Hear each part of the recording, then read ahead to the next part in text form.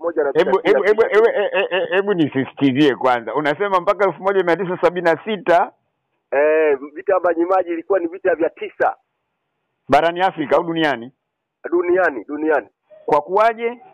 Katika mchemko wake na kuchukua kipindi cha miaka 2 wanaume wanachapana.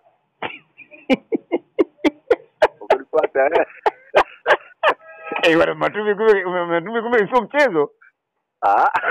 Walijipanga. Hapo walisoma. Na mimi ndio nilitaka nikuulize ujasiri huu. Mipango hii mikali ya vita kitu gani kiliwasaidia? Wale kiliwasaidia sana siri. Ndio.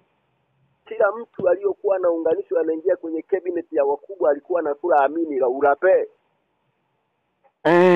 Au utatoa siri. Maana yake hata Wafaransa walioko Kipatimu hawakujua ule mipango. Nasikia walikuja kuliona lile pango miaka 2 baada ya vita. Baada ya vita ndio nakwambia hiyo, baada ya babu yangu kuanza kuonyesha. Huyo Lipwai huyo. Ambalo kaburi lake lipo na watoto wake na wajukuu zake wamezikwa pamoja, na kati ya makaburi ambayo ukifika Matumbi utashangaa kwamba makaburi yao yote waliozikwa pale yamepigwa bati. Hilo namba 1. Ndio. Yaani makaburi ya pale yapo kama 30 lakini yote yamepigwa bati. Kila mtu na kaburi lake limepigwa bati. Kuanzia la mkubwa limepanda kwenda la mwisho limeteremka. Yapo ya makaburi? Na mimi ndio mjukuu wake wa mwisho natarajiwa kuzikwa hapo. Allahu akbar. Kati ya wajukuu zake wote wa mwisho ndio mimi hapa anayezungumza. Huyo Lipwai mjukuu wake wa mwisho mwanaume ndio mimi anayezungumza hapa. Na ninatarajia kuzikwa hapo siku ikifika. Na tunaambiwa kwamba hilo eneo pia lina makaburi ya kimbari, yani wale waliouawa kwa wingi alafu wakazikwa kule huko Kitambi. Kaburi la kimbari walikuwa wanategemea hata kule Mbombo hapo kule Kitambi. Na huku Matumbi liko kule na Ndembo. Mimi ninalijua lilipo, lakini sasa hivi kuna miti mingi sana, si unajua mahali ambapo palikuwa hapagusi tena. Hiyo ya makaburi ya kimbari hayo. Makaburi ya kimbari yako kule na Ndembo. Ukifika kijiji cha Ndembo unasogea kidogo unafika na Mwinyo, ukisimama nitakuonyesha pale kama kuna darubini watu wanaweza wakatangalia angani kama madini wanaweza kaona mafuvu ya watu chini. Ni kaburi la kimbari. Ulivyohadithiwa unakumbuka labda watu angalau wangapi waliozikwa hapo?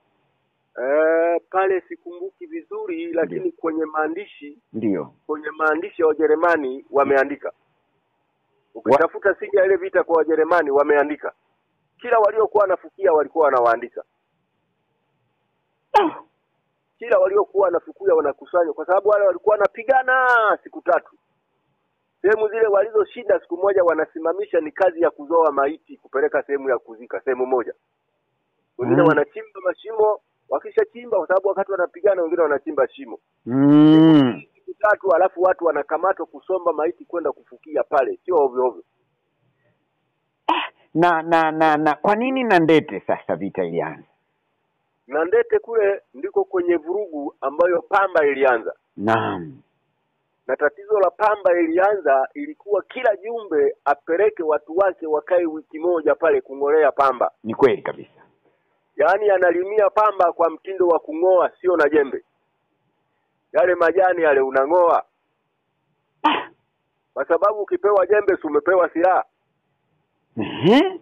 Ila askari ndo alikuwa na bunduki begani, anawalinda nyinyi mnaongolea. Kila mjumbe anapewa wiki moja ya kwenda kungolea. Zamu ile ilikuwa ya Ipwali kapeleka watu wake Ipwali kutoka huku Mtumbei. Wakenda wakangolea, lakini kuna majani fulani waliaacha. Zile nyanyapori ile mbwenyenye. Yale si inamiba ile. Nyanyapori ile wewe unasema ile nini? Manini? Manini. Yale yanakera sana yale. Sasa yale atakuwa madogo madogo yanamiba wakawa wanayaacha wanasema ago tuwalekemo.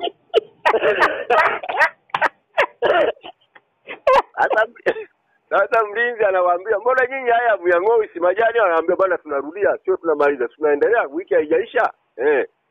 Unaona hiyo? Kwa hiyo akaenda siku ya pili hivyo, siku ya tatu hivyo, siku ya nne akasema hapana. Mbona shamba linaisha na muda unaisha, sehemu yenu inaisha? Kwanza mkolee haya. Wakamwambia wewe haya kama ni rahisi, hebu wewe jaribu kushika ungoe matano alafu sisi tungoe. Sisi hatuwezi kungoa. Asubuhi. Na ndete hiyo. Na ndete unaona, lakini hicho kikundi kimetoka Mtumbei. Naam.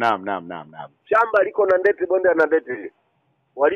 Walipojenga mnara wa mashujaa pale. Ndio. Kwa hiyo walipomwambia yule akasema nyinyi mnaleta jeuri, kwa hiyo msiende huko.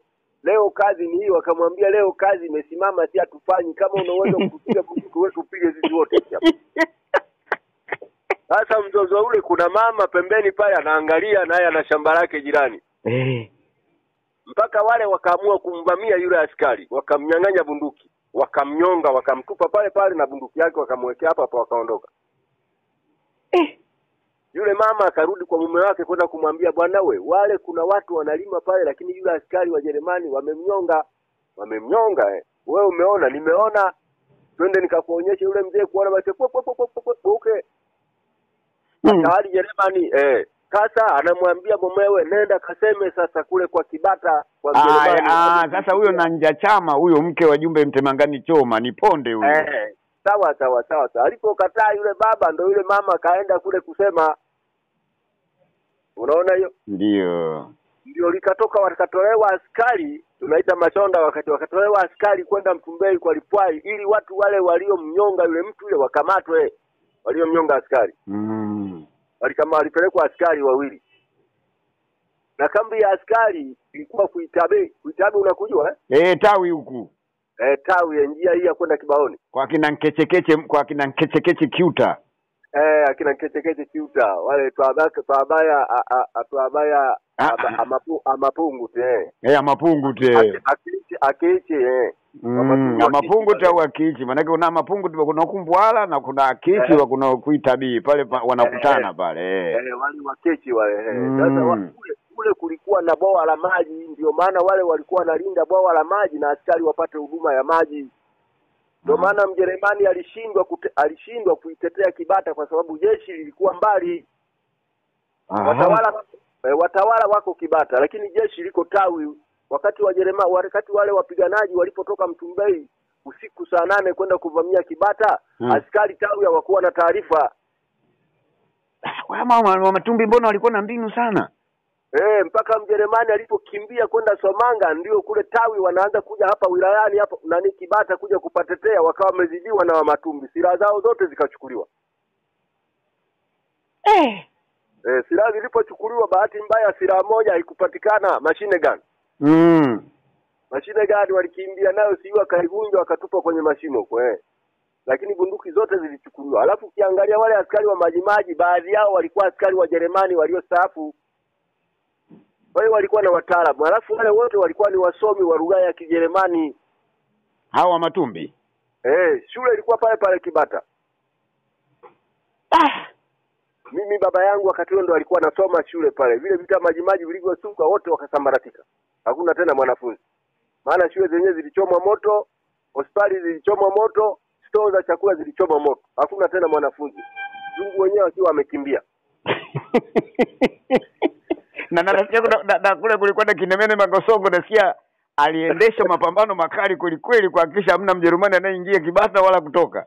Hamna hiyo, alikuwa amefunga kabisa mpaka wamekuja huku wakaja kupiga kambi hapa ya kuzuia bahari hapa Somanga, kwa sababu bandari ilikuwa Somanga. Matapatapa pale. Pale Matapatapa ndio ilikuwa bandari, makutano ya mto wa maji unaotoka anga kule Matumbi.